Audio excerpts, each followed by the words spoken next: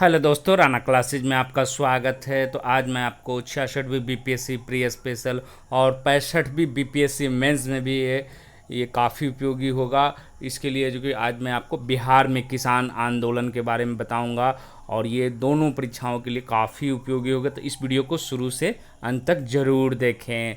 तो शुरू करते हैं। पहला तो क्वेश्चन आता है, बिहार में किसान आंदोलन के क्या महत्व है, या सहजानंद सरस्वती किसान आंदोलन में, या बिहार के आंदोलनों में है जो कि कैसे क्या प्रभाव पड़ा। तो इस तरह के प्रश्न है जो कि आते रहते हैं और पीटी में भी इस तरह के प्रश्न एक दो या तीन प्रश्न पूछे जा सकते हैं।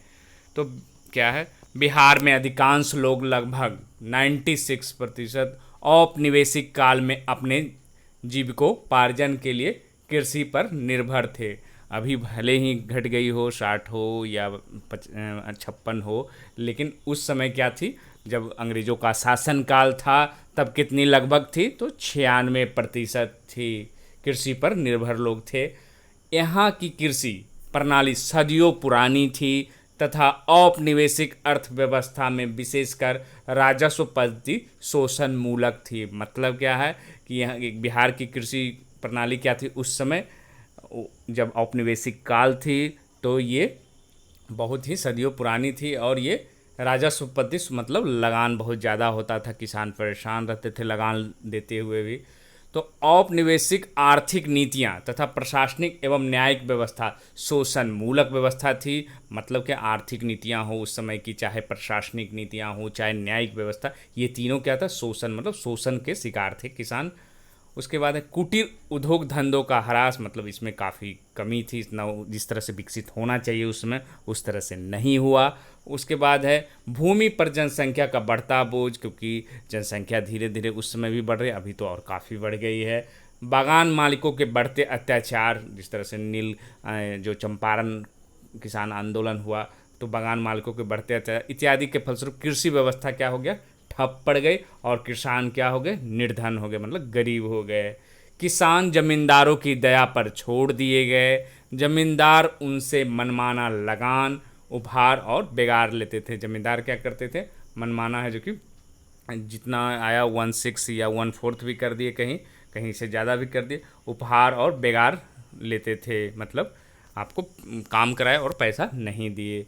अधिकांश किसान जमीन से बेदखल होने पर बटाईदार और भूमिहीन मजदूरी बनेंगे। या तो किसान क्या हो गए, उनको बटाई मतलब लगाना पड़ा, या पूरी तरह भूमि ही खत्म हो गई। उनकी जमीन और माल मवेशी जमींदारों, साहूकारों तथा धनिक कृषक के हाथ में चले गए। ये जो उनकी ज़मीन कहाँ चली गई, और जो धनी कृषक थे या जमींदार कह सकते, उनके पास चला गया। अतः किसानों द्वारा ब्रिटिश राज के साथ बागान मालिकों, जमींदारों तथा अन्य बिचौलियों को तीव्र विरोध किया जाने लगा। फिर क्या, किसानों द्वारा फिर धीरे धीरे क्या हो गया, ब्रिटिश राज के साथ बागान मालिक, ब्रिटिश राज को तो था ही, उसके साथ बागान मालिकों, जमींदारों तथा बिचौलियों, जो बीच में, मतलब इन जो बीच में रहते किसान और जमींदारों के बीच में, उनका तीव्र विरोध किया जाने लगा। अब क्या, बिहार में सर्वप्रथम है जो कि 1923 ईस्वी में ही मुंगेर में शाह मोहम्मद जुबैर की अध्यक्षता में किसान सभा की स्थापना हुई। श्री कृष्ण सिंह इसके उपाध्यक्ष एवं श्री सिद्धेश्वर चौधरी है जो कि तथा नंद कुमार सिंह सचिव थे।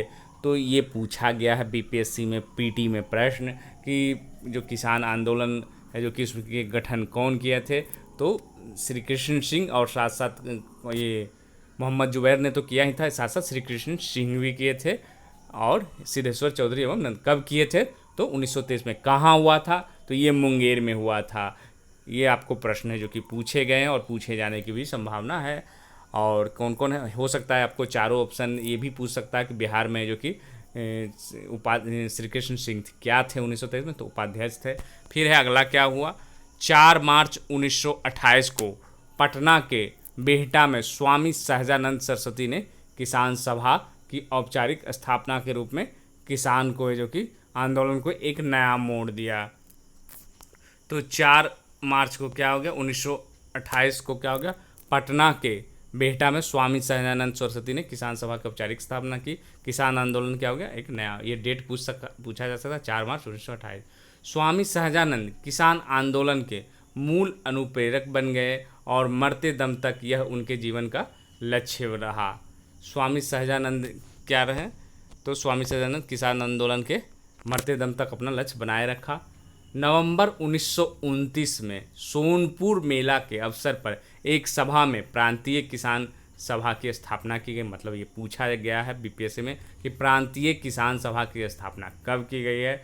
तो नवंबर 1929 में किया गया है। स्वामी सहजानंद क्या है उसके अध्यक्ष बने तथा श्री कृष्ण सिंह क्या हो गए उसके सचिव बने।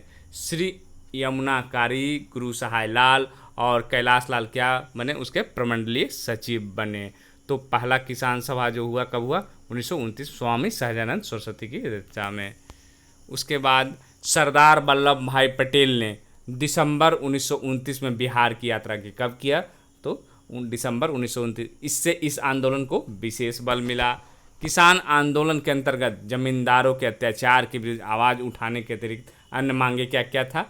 नहर शुल्क में कमी, जिस तरह से शुल्क काफ़ी ज़्यादा था उसमें कमी करने के लिए, मालगुजारी भुगतान की पक्की रसीद देने और बकास्त भूमि को लौटाने आदि का था।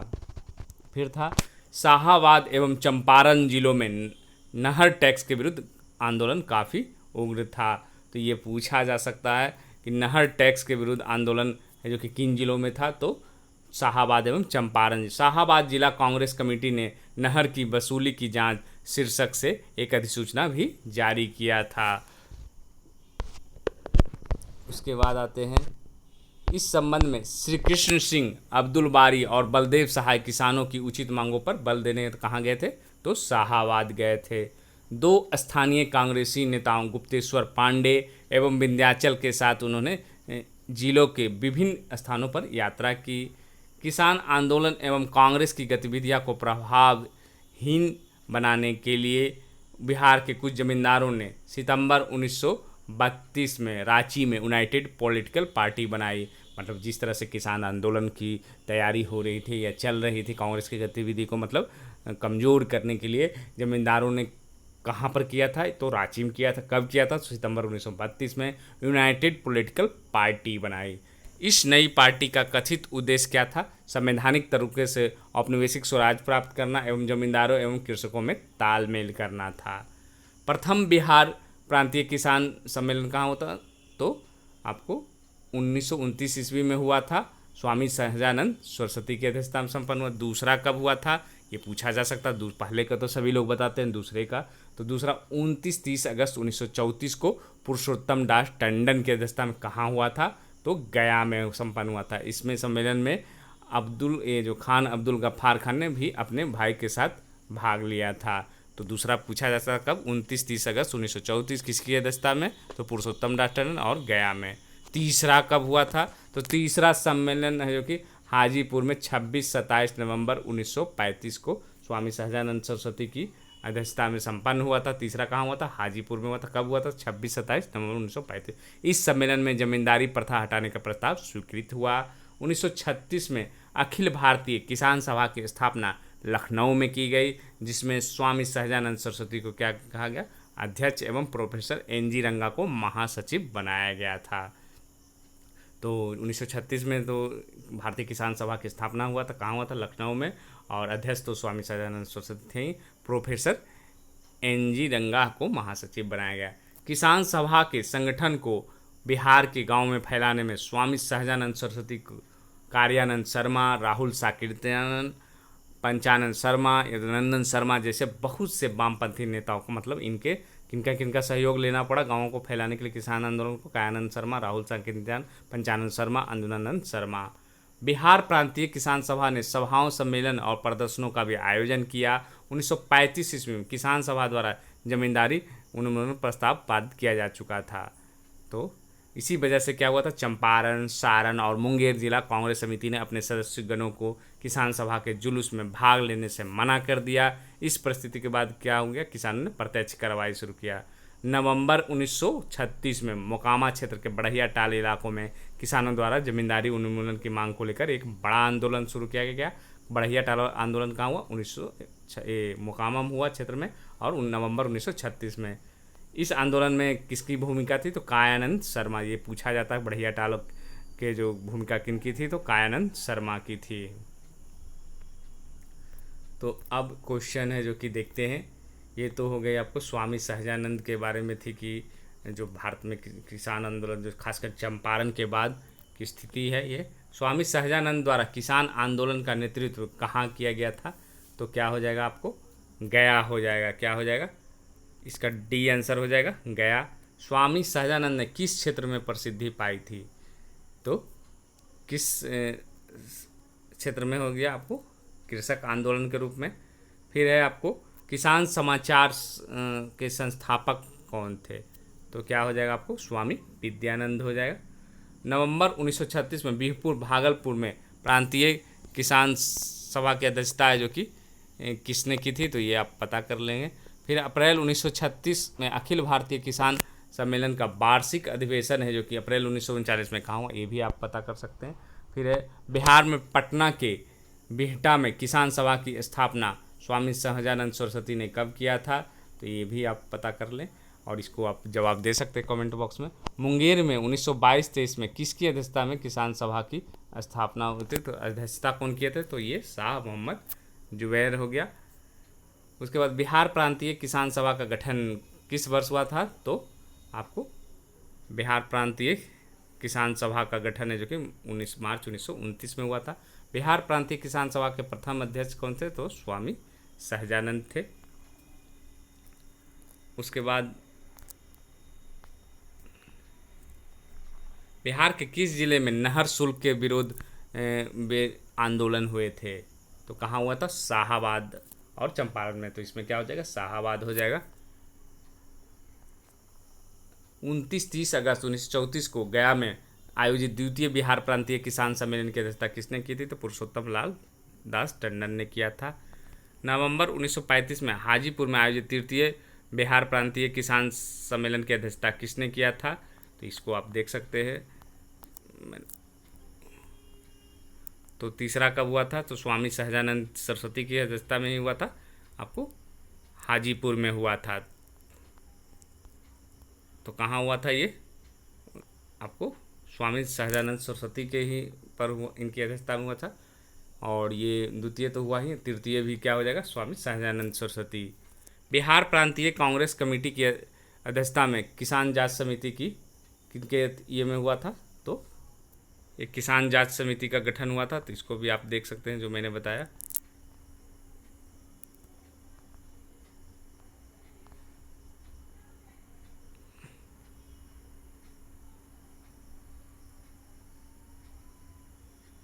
तो इसमें क्या था, क्या होगा इसका आंसर? इसमें भी आपको स्वामी सहजानंद सरस्वती होगा।